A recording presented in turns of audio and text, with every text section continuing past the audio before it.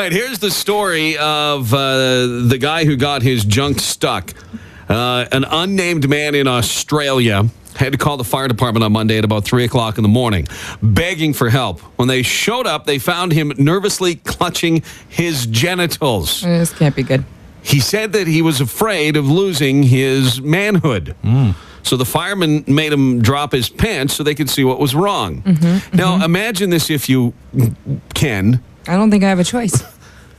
The firemen saw 16 stainless steel washers wedged on his junk.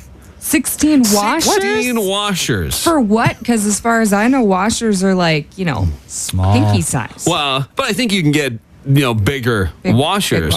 But now, would you regardless, go to like why a would hardware store just for I'd like for a that? dozen washers, please. Well, what size do you want? For what? Well, A hang on a pipe? second. Woink. So what happened is he couldn't get them off now. And he wouldn't say how they wound up there, but I think we can all figure out how they wound up there. Why? I have no idea. The problem is they were now stuck. And he was afraid that if he tried to slide them off, they would tear. Ugh. So they took him to the hospital, had him sit there while a bunch of doctors tried to use tongs to try and pull them off for over an hour. Still couldn't get them off. Well, couldn't get the washers off. Right.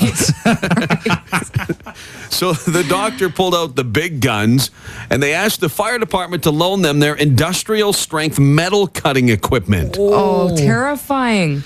So they used the razor-sharp spinning blade and delicately cut through the metal washers without lopping off his junk. Now imagine that. You're sitting there. There's 16 of these you have to go through. This high-speed blade cutting through and like to just get to that point, like, because just until you got to the end, though, those vibrations, it might have been worth it. Well, that would make things worse because then it's going to get... Well, they might have got him off sooner than they'd anticipated. The doctor had a pretty steady hand, and the procedure worked out for the most part, and he's not going to suffer any long-lasting damage, I guess. I think he will. Now, at the end of the day, I mean, obviously he's lonely. He needs to find something to help him out. Who knows? With Then there's service. stores that have more comfortable things for that. But I am just thinking, is it worth it to go through this? I mean, hindsight's 20/20.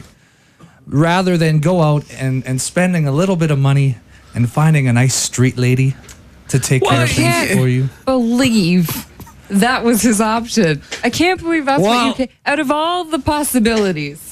Well, you're talking to go out many and get other a money-saving hooker. ways that you can do it. No, I'm just saying that's... Come on, your wife was away for weeks at a time. Yeah, don't tell us. Well, I've got a laundry list of things Betty. you could probably do. I'm just saying. 16 washers. 16. That's pretty impressive. Is it? They're thin, aren't they? They're thin and with the small hole. That's not very impressive. Well, yeah, but you guys are thinking washers are like just tiny. You can get washers, like you can get like huge honking washers. And the bigger the hole in them, the thicker they are. How does he get through a metal detector? Good thing he didn't have to fly. I have no idea, but maybe next time he should think long and hard about what it is he's doing.